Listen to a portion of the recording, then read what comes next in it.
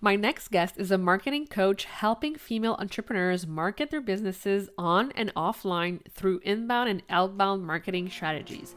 Please welcome Avery Yaktus.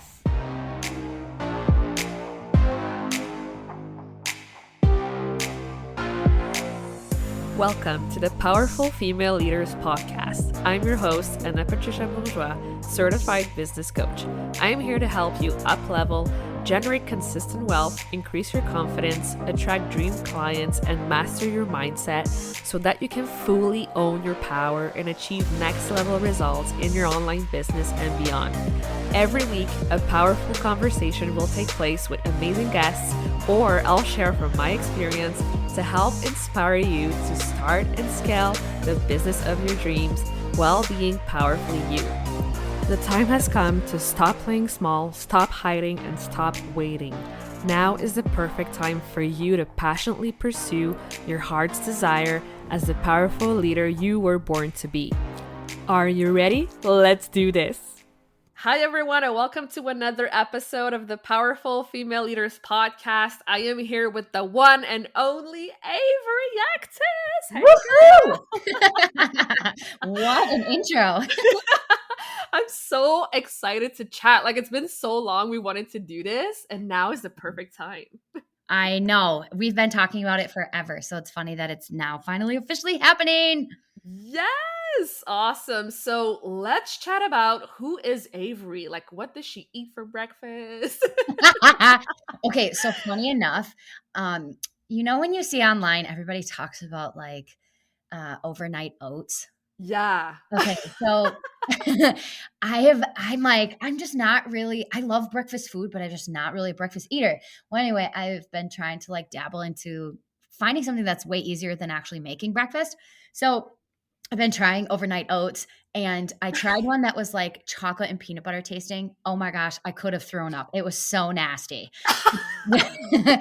People who say that overnight oats are great, I'm like, no. But last night I tried one that was like birthday cake flavor. And I was like, okay, we're going to give this another shot. Maybe it was just too chocolatey. I don't know. And actually, surprisingly, it was not that bad. Do you like overnight oats?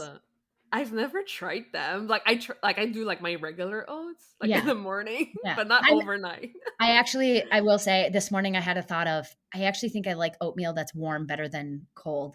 So yeah, exactly. I like the warm, definitely. Well, funny you asked me that, because that's my latest. Overnight oats are just not my thing. That's so funny.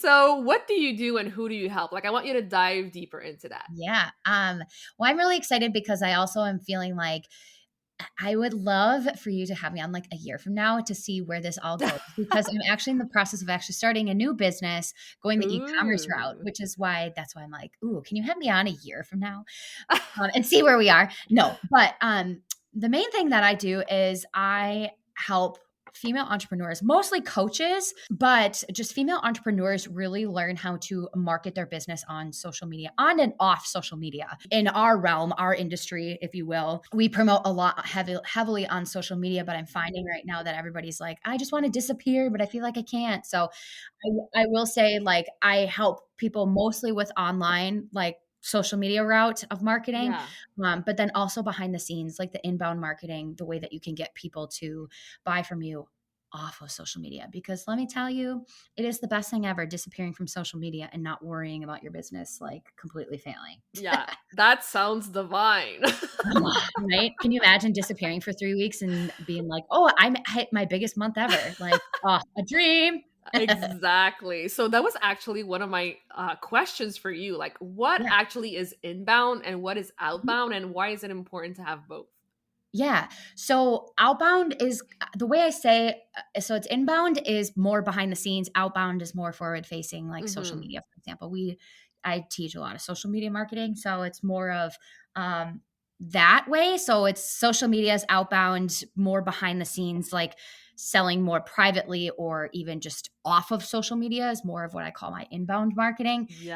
But the reason why it's important to have a balance of both is because, like we were just saying, we don't want to just rely on launches, forward facing launches to like sell out our products and offers and everything like that. It's nice to actually be able to make money while not having to feel like the pressure of showing up all the time, which is why I'm bringing more of the inbound style marketing to the online space. Does that make sense? Yeah, it does. But I want to challenge you here for a Yeah. second. Yeah. For those of us like just starting, let's say like people are just starting, maybe it's been a month or two or Yeah. three. Like, would you say it's necessary to show up online, or can they do this Oh, like how soon is too soon, basically? I'm a full believer in focusing on like your social media marketing, Yeah. your organic marketing always first, Yeah. getting more visible. Cause getting on these podcast episodes, it's important for people to see you and know what you're about, because it's almost like if you walk into a 9 to 5 and it's an interview, it's like your portfolio you would hand somebody. That's Yeah. what your social media page is about. If you don't have that, I guarantee you people will judge you pretty hard and probably not hire you because you don't know what you're doing or you're not showcasing that. Now, I will say it doesn't have to be Instagram specifically, but it could be Facebook, it could be LinkedIn, it could be anywhere, but you need to be somewhere that it's like opening your business, the door to your business. Yeah. That's what your social media site is. Yeah. And then that's where I think it's the easiest place to start. And then after you've started, maybe you have some clients, then going inward. Okay. Yeah. Yeah, Yeah. that was a clarification. Yep. Yeah. Yeah. That's good. Awesome. And yeah, I also see you selling on your close friends list on Yes. Instagram. Like, I want you to take us backstage and explain to Yes. us, like, what's the difference between like the open list and the friends list? Like, Oh, what, like, yeah. yeah, chat about that. Yeah. Okay. So we all know, I'm thinking your audience knows what launching is in general, Yeah. right? It's opening the closing doors of offers. But so to be fully honest, I think close friends list is somewhat of a new feature. I mean, I think it's been around for about a year, but people don't really use it. So it's essentially my take on what a launch is, launching via waitlist, Yeah. kind of, right? So a waitlist gets people onto an email list and then you email them to get into your offer. Essentially, that's what a close friends list is. However, you're not actually taking them off of Instagram. You're just putting them into a private group that you can then go and share more of you to, that your public audience doesn't actually get to see. So I use it in a way that's more of a waitlist style, but I can serve them in different ways. Why I developed kind of this close friends list launch compared to like a free challenge or a webinar is because so I market on Instagram and that's where my people come from, right? So people, instead of taking them off the app that they live, eat, and breathe and die on, like 8 hours, 10 hours a day, let me tell you, the first time I showed my husband the time that we spend on Instagram in a day, he was like, "Are you kidding me?" Yeah, it's crazy. It's insane. So to me, I'm like, why am I trying to take people? Don't get me wrong. I know and understand the importance of an email list, but why am I trying to take people off of an app that they spend all of their time on? Even if their account dies and they have to create a new one, they're still on it. Do you know what I mean? So that's why I developed a close friends list, which is a feature on Instagram. If you go to someone's profile, for those of you who don't know how to create one, if you click on someone's profile and where it says the option to follow or you're following them, if you click the downward arrow, it gives you this menu and then it has a close friends option. And then there's a star with a circle around it. You just have to click that and it will add them to your close friends list. And then what you do is you go into your stories, just like a normal story, right? You're saying all of the stuff that you want, but instead of saying share it to your main story, it will give you an option to share it to your close friends. And then what happens with that, reason why it's so juicy, is because when you are on somebody's close friends list, your picture or your story will show up in the front of their line and it will show up as green. So it's giving people a warning of like, oh, so you show up in the line first compared to everybody else, which is great. And then number two, it's intriguing people of what you have to say. So that's why I think it works so well. For those of you who don't vibe with other launch methods, it's just an easy way to like nurture your people. Yeah, honestly, it's amazing. And like I saw you Wow. do it and I'm like, wow, this girl, like she knows what she's doing. I know. I just sometimes get so sick of the same launch methods. They're Yeah. so boring. Also, I just don't vibe with them. So I'm like, Yeah. let's get into this. Oh my gosh, this is so good. And like this is what I truly admire about you is that you always like do different things and you're always so unapologetic and you're always speaking your mind and you're always so real. Like I want to know like where does this come from? Like has this always been so natural to you? So I mean, I'm sure you can feel the vibe here. I'm a pretty Yeah. extroverted person. I'm a pretty confident person overall. I will say there are times when it is scary to say certain things online because you're setting yourself up for the judgment of Yeah. people that you don't necessarily want to hear from. But I mean, there's trolls out there, right? However, I also think that sometimes showing up as like the raw, unedited me brings in people even more to connect with Yeah. me because there's this stigma that you have to show up perfectly online. And I'm just like, that is not me. I will show up with, like, during COVID, like it was like a competition, I swear, with me and my audience, like how long we can go without needing to wash our hair, that kind of stuff. And I am who I am. I'm not somebody who's going to show off a lifestyle that I don't actually live. I'm not going to show off myself who I'm not. And I think that that's important because it draws more people in to vibe with you. Because the Yeah. other thing is, have you ever bought something from somebody that it's almost like you were sold a promise, and when you get in there, it's like, oh, they did not deliver on that, or like you're a Yeah. fake. Yeah. I don't Been ever there, want done my that. customer that way. So I think that's what kind of where it comes from is just I am who I am, and if you like me, great. If not, you're not my person, you know? Oh, this is so good. Like, honestly, I think the same way. And I mean, it's so important to just show who you truly are. And when you Mhm. do, you'll actually get like more people. Like, people are gonna be Yes. like, ooh, like who is this person? Like, I want to be in her space. Yep. You know what's funny is I was on my mastermind call this week, and my clients, they were like, part of why they told me this without even me asking them. They're like, part of why I signed up to work with you is because of the unapologetic, but also like, I don't want to say I'm a hard ass, but kind of holding you accountable to the goals that you want. Like, if you're not going to be willing to show up, then what are you doing? And me holding them to that higher standard, they're like, that's what I need in my life and my business. And so I guess just being unapologetic for something like that, that is who I am. And it draws more people to me. That's why people buy from you. So I think it's important to Yes. know Oh, this is so good. that. Yeah. Good. Amazing. So I want you to share, like one of your biggest accomplishment or something you're just so Oh. proud of. It could be in business or in life in general. Like I want you to share and brag more about yourself.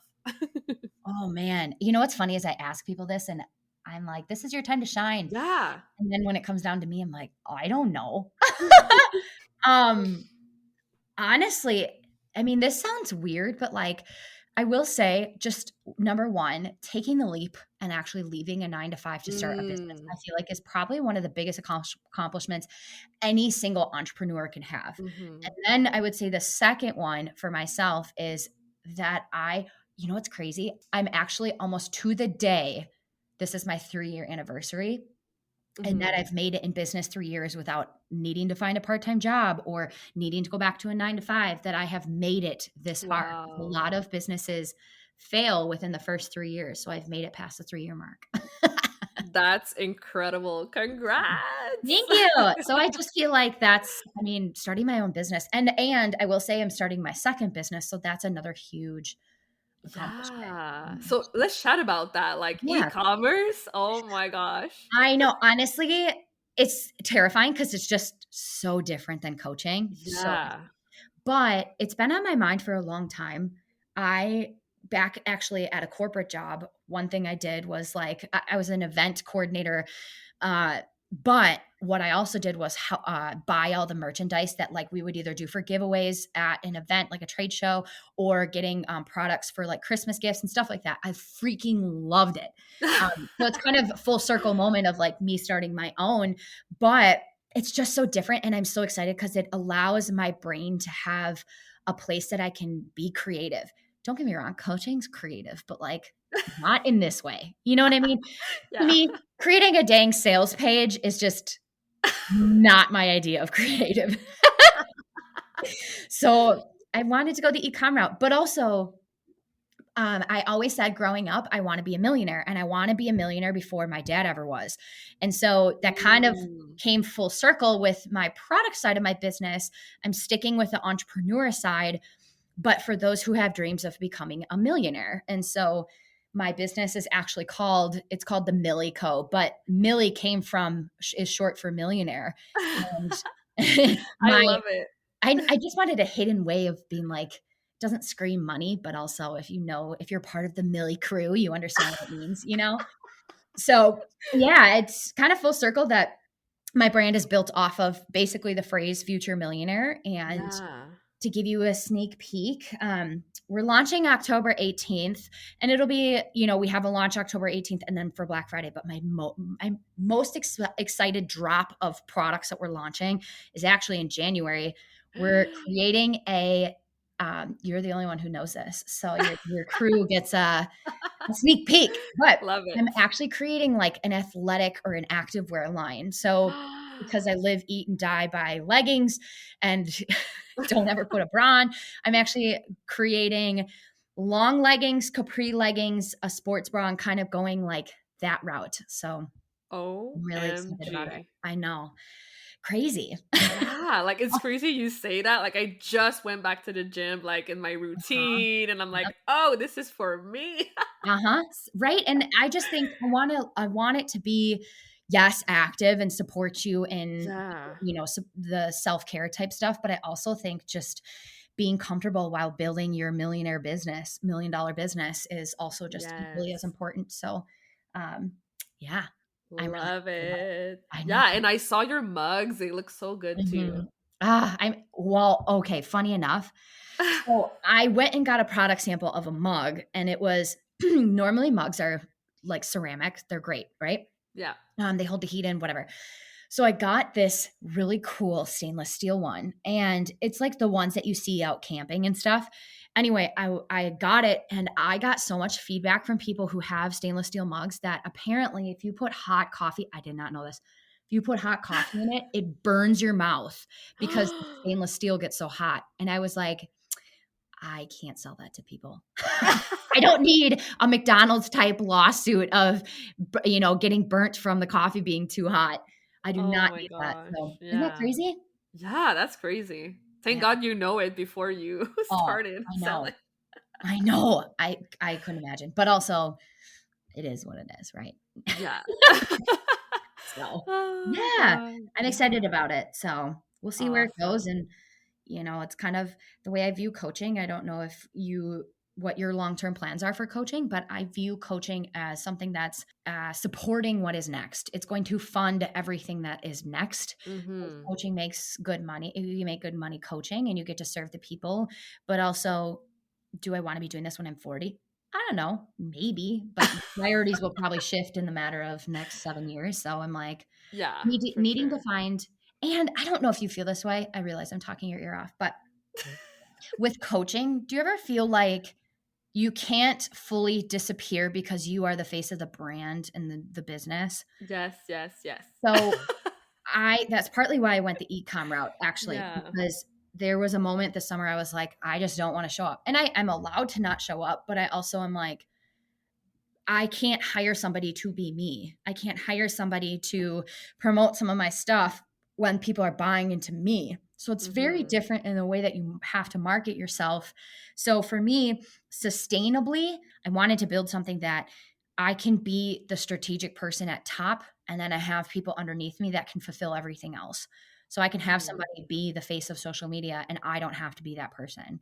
That's partly why I went that Mm. route, to be honest. Yeah, that's also what I wanted to ask you. Like, do you have a team right now, or are you doing everything yourself? Or For the e-com side, I am doing 100% myself. yeah, Um, Obviously, I have a team for my coaching side, but as far as like my plan is to hire. My goal right now is to hire somebody who knows TikTok. um, I don't know if you're on TikTok, but TikTok can literally change someone's life when it comes to e-com.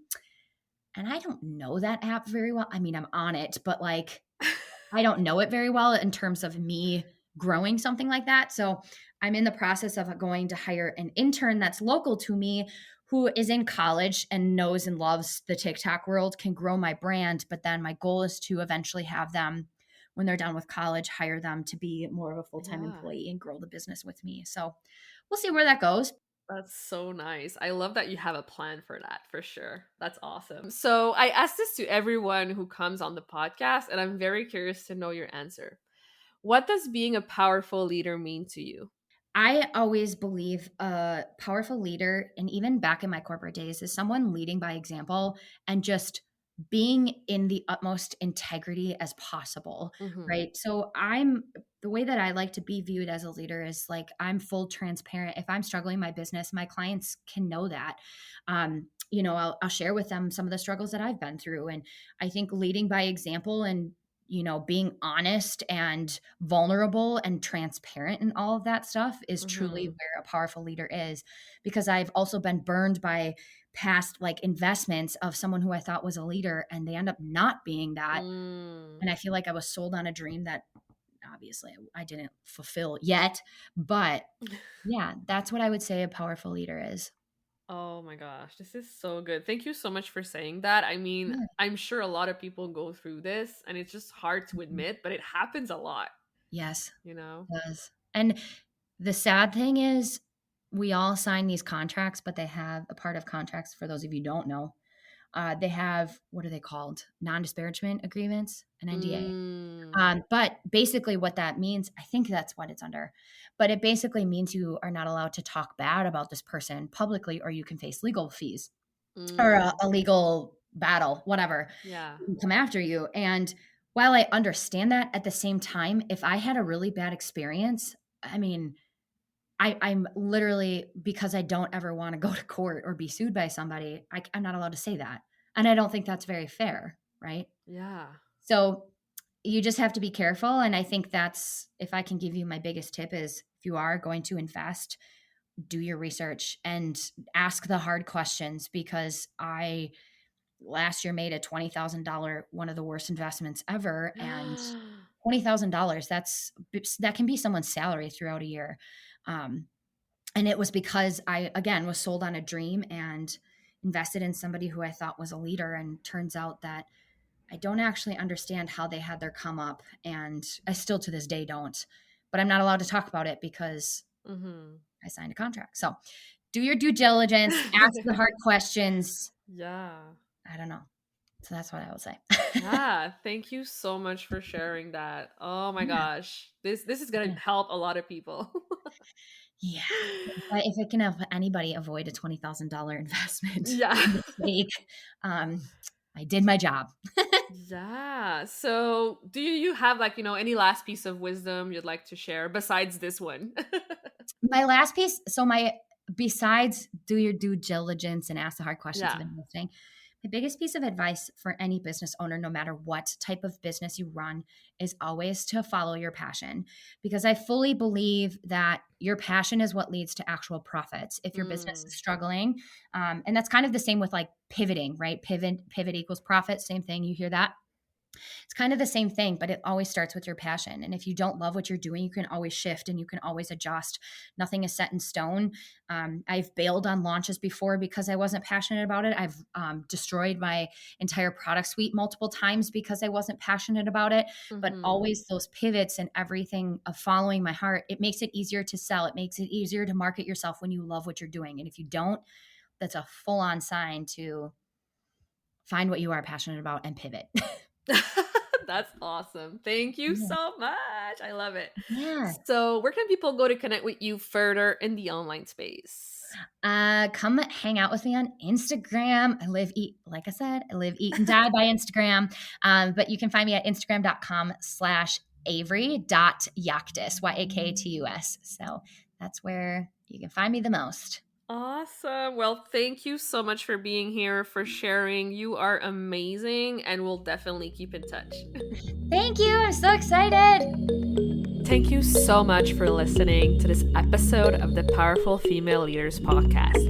If you love this episode, make sure to spread the message, leave a review, and subscribe. I would forever be grateful for you. I also want to hear from you, and I want to know your feedback and your questions for future episodes. So don't be shy, say hi, and send me a message at Powerful Female Leaders Podcast on Instagram. Until then, I'll see you on the next episode.